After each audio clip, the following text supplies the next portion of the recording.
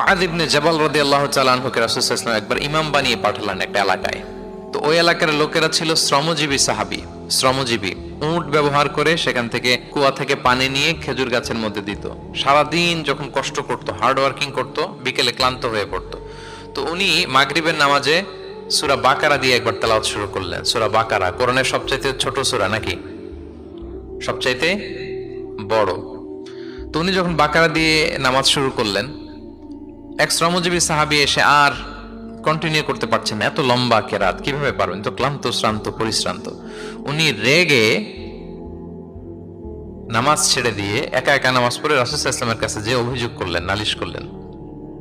বললেন, ইয়া রাসূলুল্লাহ, দেখেন এমন একজনকে ইমাম করে আমাদের এলাকায় অ্যাসাইন করেছেন, উনি মাগরিবের নামাজে পড়তেছেন সূরা বাকারা, আর আমরা সবাই শ্রমজীবী কৃষিজীবী মানুষ। রাসূল সাল্লাল্লাহু আলাইহি ওয়াসাল্লাম রেগে গেলেন। মুআয ইবনে জাবালকে ডেকে বললেন, মুআয আফাতানুন আনতা ইয়া মুআয, তুমি কি ফিতনা ছড়াচ্ছ সমাজে?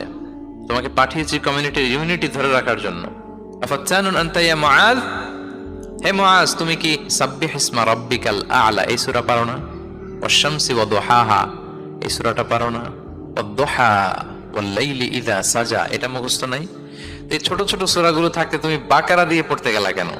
সুবহানাল্লাহ, সুবহানাল্লাহ, আল্লাহু আকবার। দেখেন ইসলাম কতটা ফ্লেক্সিবিলিটিতে বিশ্বাসী। সহজ সহজ করে ইসলাম সবকিছু উপস্থাপন